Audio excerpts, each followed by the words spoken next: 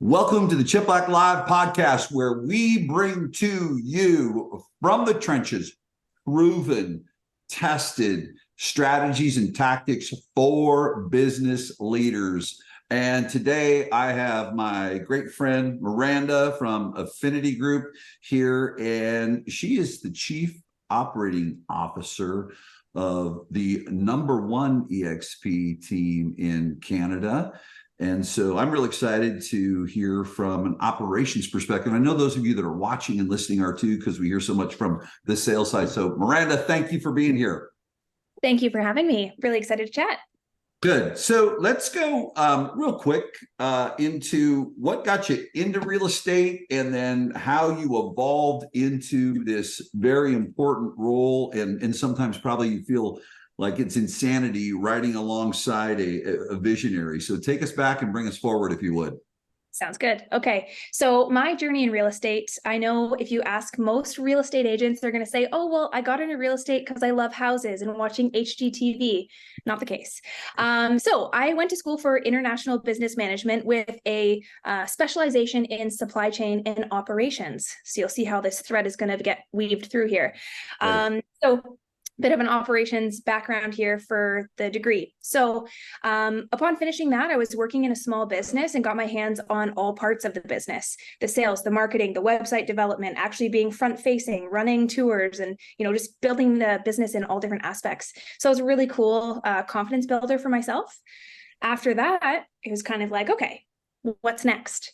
Saw some influential people, got into personal development, and thought, okay, sounds like in Canada, it makes sense. You should own real estate. And now what's going to be the fastest way for me to get to owning it? Well, let's make as much money as possible. Let's sell real estate, highest return if you're going to sell anything. And secondly, become a master of the industry. If you're going to own real estate, you may as well know everything about it. So that's kind of where the idea came. Big whiteboard mastermind session on, okay, what makes the most sense? My partner and I at the time were like, okay, one of us get the license, one of us learn the construction side, we'll be house flippers and do everything ourselves. So that's where it started. So yeah, I jumped in. And then, for a lot of people, it's like, where do you start? Do you get your license and then run? We know that the education system behind real estate isn't always 10 out of 10. It's kind of like your textbook basics, but then you have to relearn it once you hit the ground. So luckily, I was able to jump into a position as an inside sales associate, so ISA, for people in the industry, where my job day to day was to just be an absolute weapon on the phones. So calling, and this is where on the phones. Yes. So, and that's where you see me talking with my hands a lot. That's from being an ISA. So you got to use your body language because your body language comes out in your voice. So was an ISA while I was getting my real estate license, learned as much as I could, tried to become an expert and an authority figure to my sphere of influence. And then about a year later, got pushed out of the nest and said, okay, go actually sell real estate, go be an agent now. So did that, was able to do 5 transactions in my first 2 months as an agent, which was like, okay, I got this, let's go. Keeping in mind, I was 22 years old. So little Miranda running out there selling houses. So it was a big thing for me, going from, having the education, getting into it, jumping in with that confidence, but then thinking in the back of my head, I'm young. How are people going to take me seriously buying and selling real estate? But that's where, the knowledge and competence versus emotions and confidence comes in. I gave it my all. I showed up with passion, and just, positioned myself as the expert. So that's how we got in. ISA, making dials, then got into being an agent. So from there, did really well as an agent, did 10 million in volume in my first year as a real estate agent. But then I started looking for more. So with my operations background and me being the type of person to take on more and see what else I can help with, I started getting into digital marketing. So was running the digital marketing for a boutique team. And that was a good challenge, selling real estate and doing digital marketing. You're doing both. You're doing yes, both. doing both. And then, get into it. And I was like, okay, back to real estate full time. And then the opportunity to step into a leadership role came about. I was like, yep, that's me. Let's do it. So then, broke into that and started getting more comfortable leading meetings, taking on training. And then it kind of developed into becoming, not a partner, but almost partner on the team on that trajectory, running training for the brokerage, the team brokerage, being a mentor, helping building systems and processes, decision-making. So it was a really cool stepping stone to get a taste of that. So from there, had the absolute pleasure of meeting Ibrahim Hussein. And this is where the whole story blows up in a positive way. So sounds about like associating with Ibrahim, everything gets big and exciting. Yes, exactly. So definitely hit it off there, saw what he had built with Affinity Real Estate and was literally blown away. I got to interact with the team, see what they're all about, and seeing the core values that they say, but actually how they operate, like they actually live it. And it was a really, really interesting experience to see. So decided to make the move over to Affinity Real Estate team. Was just practicing as an agent on the team for the first little while, but once again, kind of, helped out the team here and there. And then the opportunity to become the integrator or chief operating officer came about. So at first I didn't think it was for me. I was like, oh, I know of somebody in my sphere who would be a great fit for this. Put them forward, did the interview. And sitting in the interview, I had like the light bulb moment of, wait a minute. No, this should be me. 100%. So it was a perfect storm, having the operational degree and background, having already done the agent level things of like seeing how do the systems and processes work from an agent perspective. I understand it all. And then stepping into the background of, okay, operationally, how are we doing? And how can we make it better for the agents? Because we got to serve them. So now we're here. That is awesome. So good. So when you, because here's the interesting thing, one of the things I point out, and tell me if this is really what you thought, because it's what I'm hearing. You didn't ask for something. What I heard is that you would volunteer and bring yourself forward in certain areas. You wanted more, and you had that spirit of volunteerism. It wasn't like a, hey, give me this. And so you had that volunteerism, that contribution. And then as things evolved, two things happened. Leadership recognized that spirit, but then you also seized an opportunity. Is that fair to say? Yeah, I fully believe in the saying that luck is just where preparedness meets opportunity. Mm-hmm. So in my entire journey, it's just been a matter of, putting yourself out there, but saying yes to the opportunity and kind of leading to the next and the next thing. So 100%. Here's an interesting question, because Miranda, we've both seen people, and that's the neat thing about our groups that we're all in and other groups that you're in too, is we get all kinds of different information and it's all good. Some of it works for us. We filter down and some of it doesn't, but it's fine.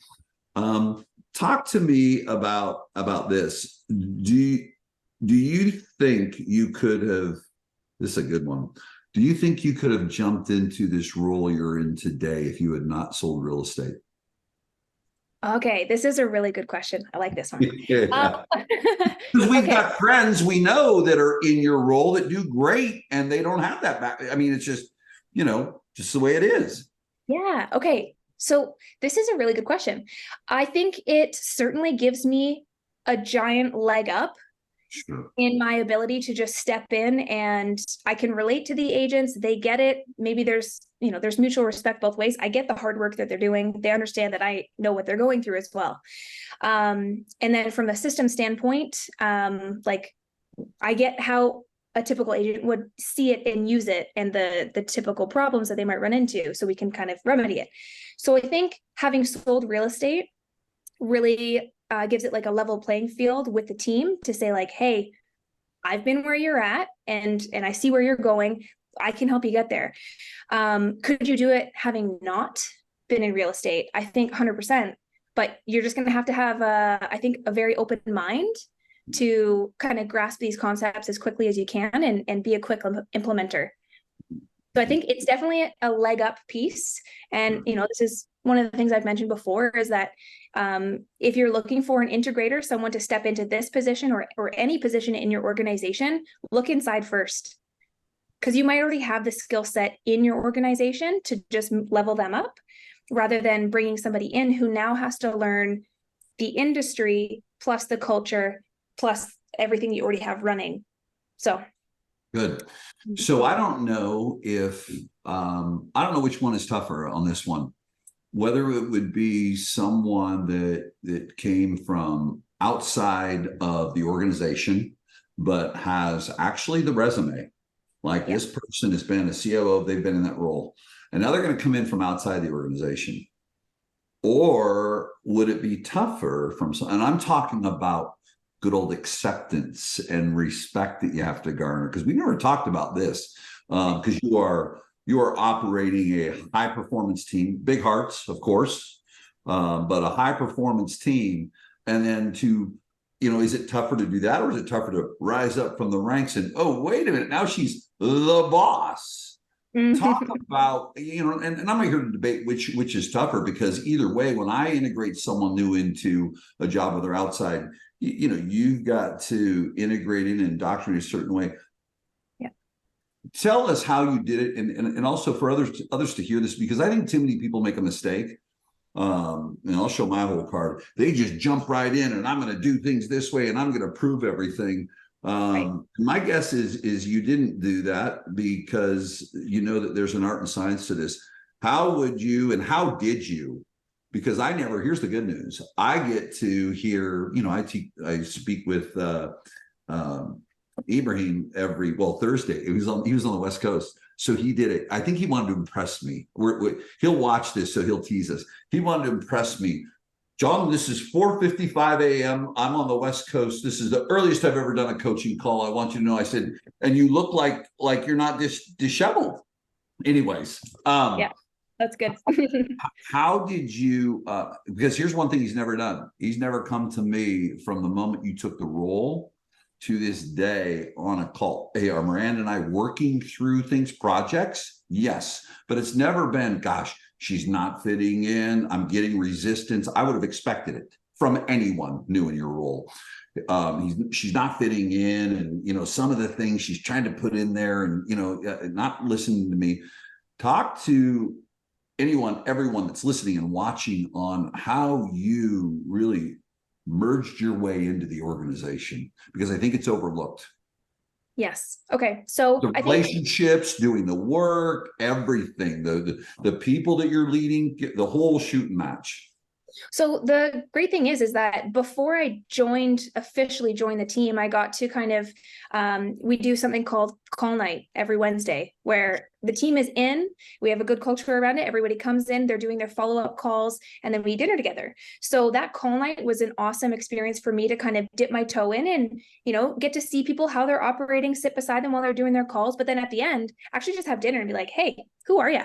What are you about?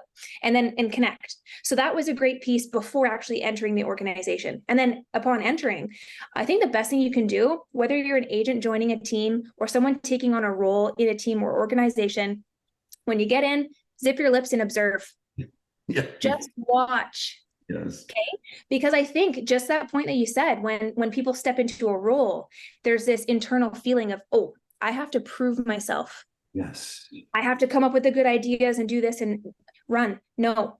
And Ibrahim was very clear, like, hey, first 90 days, learn, like, be a sponge, spend as much time with me as you can. Like, you need to understand how I think, how we operate, like what this is about, where we're going.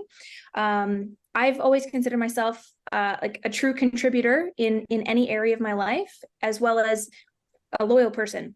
So if I see the vision, I'm all in. Like, there's no question. So that very much happened. It's like, I get it. I see it. How can I help? It doesn't matter what we're doing. You'll never hear me say, well, that's not my job, or that's not my role. It doesn't matter what it is. We're going this way. We're driving the car. Whatever has to change the tires, the oil, the whatever, wipe the windows. Sure, let's do it. So if you can find that kind of person, you can go anywhere. So it's like the agility and flexibility, and not just fitting into like the cookie cutter. Okay, here's your job description.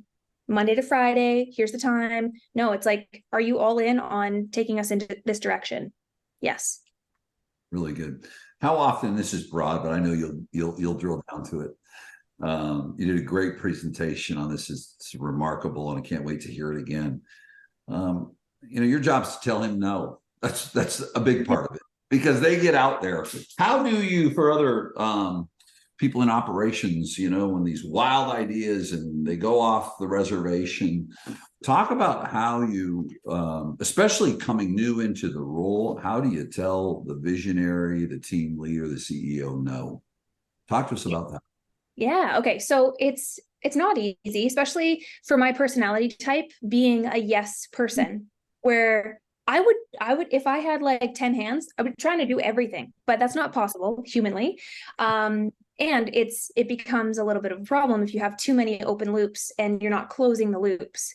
So that's one thing that can be tricky, is opening a bunch of projects, but just find whatever way is going to work for you as an operations manager or integrator, whatever your role is, and just make sure that you have tabs on what's there. And then every time there's a new idea, like, our job is to poke holes, be like, well, what about this, that, or is this really the great idea? Or, hey, yeah, it is. But being really clear about, well, this is what we're working on. These are the times. Do you want me to drop one? Like, is it more important here? Or is this like, we'll tuck it in for later, or can we delegate? So I think it's just the way that you bring it up, but just being cognizant of the projects you have on the go.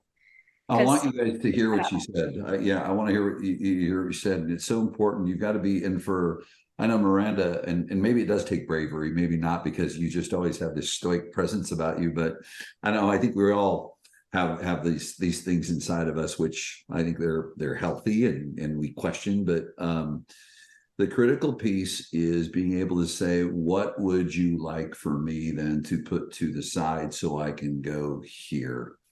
Because you're not going to get in trouble. I mean, leaders want the truth. They don't want a yes person. They don't, especially as visionaries. And you keep the train on the tracks. I mean, that's really what that job is, keeping it on the tracks. Part of it, I think, and let's talk about this, because I think the biggest train wreck happens when they go to, we're going to talk about, so all our team leader friends, we're going to talk about all of our great friends. They'll come after us in Tahoe, Miranda, for talking about us. They're the ones that take the train off the tracks every single time. Well, most times. But I think a lot of it happens because they'll go out to a meeting or a seminar and come back, and it sets the organization back. Talk about the importance of leadership, the team leader, CEO, investing in you being in as many, if not all, of the rooms that they're in, the masterminds they're in, the events they go to. Talk about the importance of it, and then talk about what your personal experience has been around that subject. Yeah. Okay. I love this. So yeah, the masterminds that we've been able to go to, like, all of them have had so many golden nuggets. So one of the things that I love is you always have notepads for people. And I have all of them still, and they're full. But what I started doing, so it's a little mastermind hack for everybody. If you're a writer, because I draw the diagrams and circle things back, yes. only write on the inside page. So the back page is always clear.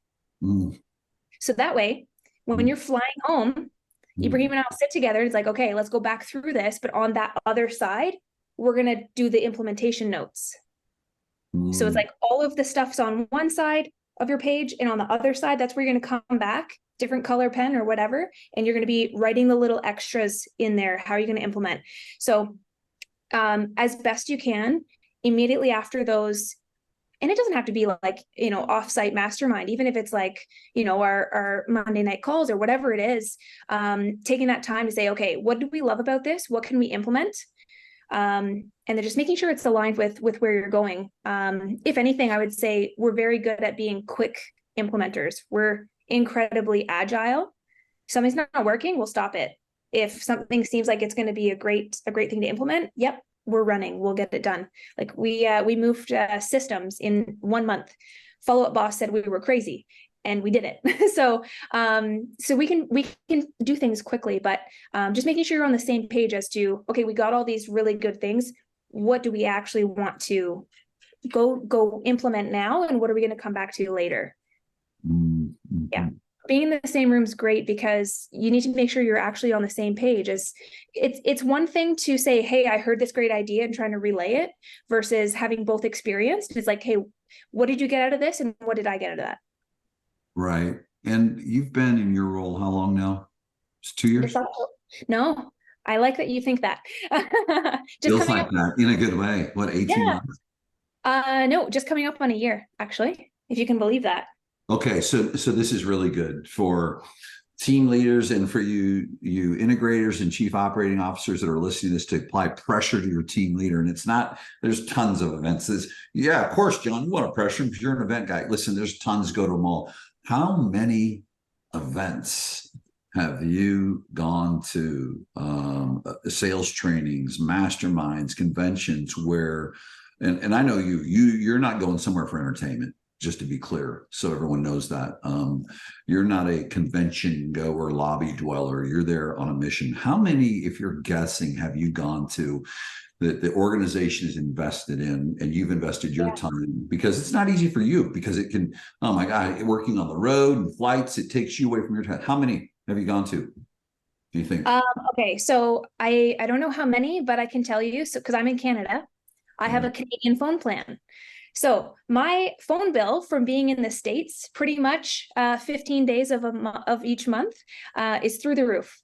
$300-400 in phone bills just for roaming charges. So if that gives you an idea, a lot. And yeah, I'm incredibly grateful for all of these experiences, because not only is it going to the event and actually taking in the knowledge, but just being associated with these high level people. Like, there are some incredible people who are going to these events, and everyone's busy. Like, everyone's got their own thing that they're running with. So taking that time to just like pause for a quick minute, you're learning together, bounce those ideas off each other, and then just actually connect. So tremendously valuable. Let's shift gears a little bit. What have you guys done? Naturally, I think it was January, February, March. Gosh, you came right in, like right when things had changed. But January, February, March, market change. What have you guys done to compete in this marketplace that has changed dramatically? Anything different? Yeah, well, I think it comes down to a lot of, like, we do our team meeting every Tuesday. So we have like constant communication happening with the team. I know people do their team meetings a little different, maybe bi-weekly, whatever. But it allows us the opportunity to kind of reset the focus on, hey, market's shifted. This is what we're looking at. Just constantly resetting the GPS for them, which has been really good. So right now it's all like, hey, where are the buyers? What are we saying? Like, yeah, it was great to have listings, but pivot. where are the buyers? Let's help get them going. And we focus very much on the market doesn't dictate what we're going to do. This is the action economy. So we're going to take action, and that action is what's going to put money on the table for you guys. So we just have that focus. Like, we don't get too much into the weeds on the numbers. It's important to know your numbers. Math is the path, but don't get lost in that and get stuck in what's happening in the market. Go find the people, and how do you empower them to do what they want to do, right? So pivoting, keeping that chief repeating officer hat on. Keep repeating. That's it, right? That's all. I tell people, go back. You want to be entertained? Go back to YouTube 14 years ago and watch the videos in black and white. There's 30 of them. I'm saying the same thing. Well, with that, I want to bridge it over too, because we know it is. How have you guys, from a production standpoint, not from a standpoint of, hey, there's times where people move in different directions, but let's talk about attrition due to lack of productivity. People are seeing super high numbers in that, which can be expected. My understanding is from a productivity standpoint, attrition has been less of an issue for you guys compared to others. And you're seeing, with all due respect to other brands and models that are out there, you're seeing a lot of people from other organizations come to you because they feel that its environment can be productive. How have you guys been able to, because it's a behavioral change. Yeah. I mean, you had to ask your agents to behave differently than they did the last 3 to 5 years, and a lot of times they resist that. What what would you attribute that to? Okay, so there's a couple things here. So first off, there's like we are taking on brand new agents who are getting started. So I think with that, it's making sure that it's incredibly clear what the expectations are. So as you've mentioned time and time again, the people coming into the team are going to set the standard for the entire organization. Yeah. Like they're going to be the change. So whatever you want the team to look like for your future, Yeah. you have to build that as they're coming in, right? So it's kind of facilitating change culturally and productively, right? As people are coming in. So with the new people, we've implemented a couple changes where we have our 30-day, 60-day, and 90-day check-ins, and it's very much, this is exactly what we expect. We have everything for you, like the tools, the systems, the training, the role play, like everything you could need, it's ready for you. But the only thing we can't do is the work for you. So you still have to show up. So a lot of people are actually blowing this out of the water. They're doing it way faster than we even thought. They're saying, okay, if I'm going to come in here and this is my 30-day checklist, I'm going to have it done in 2 weeks. What's the fastest, Miranda? What's the fastest someone's done this? And that's really showing me in that first 30 days, okay, you're a rock star, not worried about you. Go crush it. You got it. And the other people who are a little slower, it's like, okay, there's either a lack of like determination, focus, effort, or like, something's just not clicking. So it's like, what's trainable and what's not going to work. And it shows really clearly in that first 30 days. For the agents who are coming in from, they're 1, 2, 3, 4 years in the business coming to join the team, what I'm seeing there is a lot of the conversation is, hey, the market's changed and I don't have the skill set that I thought I did, or like I'm struggling here. You guys are crushing it. So like, what are you guys doing different? How can I become part of this? A lot of them even, they're just amazed that we get together and do prospecting on Wednesday and Thursday nights. They're like, I just need that environment. Being on a cloud-based brokerage, EXP, like there's a lot of people who are in it, but they don't have the community or that like group accountability together to say, okay, we're doing this. Let's keep on it, or bouncing ideas off each other. So it has become a really cool spot for people to come together and like succeed together. So I would say those are the big points, is just kind of giving them what they've always wanted, which they get promised, but not delivered on, like the training, the coaching, the actual mentorship, and the skills. And then just making sure that the expectations are super clear. And I think people like it. I keep adding new standards and new systems. And I keep thinking in the back of my head, like, oh, they're not going to like this. And then they're like, they get it. And they're like, yes, it's clear. I like it. And then they run with it. Let me ask you that, as you roll them in, do you roll them in, for lack of better words, not from a top down, you have to, but from a top down, meaning, hey, it includes everyone, or do you leave the core alone and only the newer people coming in? How do you roll out something new standard wise? Standard expectation, meaning activity and using the dialer and your CRM, sanitizing your CRM, if you will, those type of things.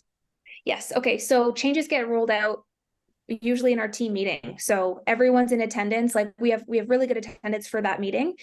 So that's usually where any change is going to roll out. And we very much say like, hey, this is a two-way street. Like, who's got feedback?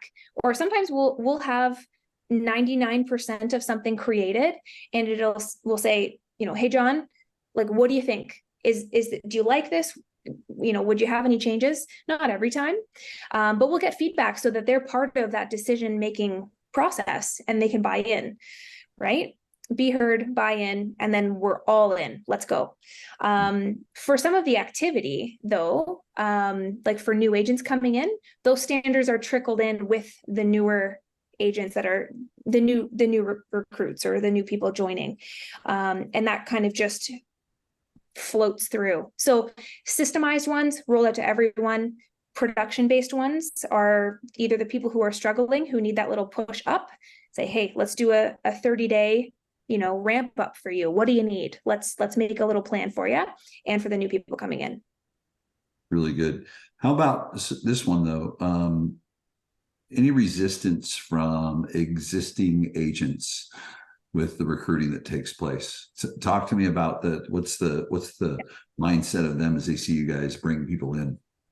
Okay, so the beautiful thing about this, like I say recruiting, but we don't actually like recruit people. I was going to ask you that one next. I thought it would come out. Yeah. Yes. So yeah, like the beautiful thing is that, the people that have onboarded and I'm going to be onboarding next week, they're referrals from people on the team. So they're excited. They're bringing their friends in, which is awesome. Or maybe they're not friends, but people that they know in the industry that they thought, hey, you might like this. Like you're doing great, but you maybe do more or do better or have more time. So we really haven't recruited. We're not cold calling agents. We're just providing value. And people are like, hey, like, can I be a part of this? Sometimes I get the phone call of like, hey, like, are you guys taking on new people? Because we don't even have a careers page on our website. So, that's a thing to be added, but we have people coming in, which is fantastic. Well, and I think that really, as you look at the theme of, and I hope people captured it in our time that we got to spend today is I'll say it, knowing the organization is culture is an overused term. It's interesting when you tell people, okay, great, sell me culture, and you can't sell culture. You have to experience it, but you guys are extending that experience out, and that's what makes you guys magnetic. But the reason that culture is extending out is because, like Miranda said earlier, is that the numbers are important. I mean, listen, Miranda can slice and dice numbers with the best of them. Her and I can sit down and figure it all out. But I think it's the number one thing for you guys is building community, and you're truly doing it where that your people see that, the way to enhance the community is to bring other great people like us and support them in growing their business and their lives. So what's you guys, I don't remember who Ibrahim was telling me some numbers like you guys have hit 1 billion to date in cumulative sales. Is that what over time? In what time frame is that? We're just coming up on our 5th anniversary. 5th anniversary. So I'm gonna end on this one because it will be recorded, and Ibrahim you'll have it too. I know you're not a puffer. You call it. How far away are you from 2 billion? When does that happen? Today is August 28th of 2023. When do you guys hit 2 billion? After I just said we don't talk about I don't know. I don't know. Like I can't imagine it's that far off with the trajectory and the way that we're going. But yeah, so far everything is lining up exactly how it should be. So it's just a matter of time. Good. Well, you're amazing. It's been a privilege for me to get to know you and watch you grow and apply yourself, because that's one thing I want everyone to know is that you truly do apply yourself. And what's really neat too is anyone that's listening to this or watch this is this fast trajectory. I think it's easy to see that Miranda is someone that wants to go fast, but I think that in that she never skipped a step, and she doesn't skip a step, and things will go fast when you don't skip a step. And then all of a sudden now you're contributing in the rooms you were learning in, and that's remarkable. So Miranda, thank you so much for your time. I really appreciate you. Yes, thank you. Appreciate it.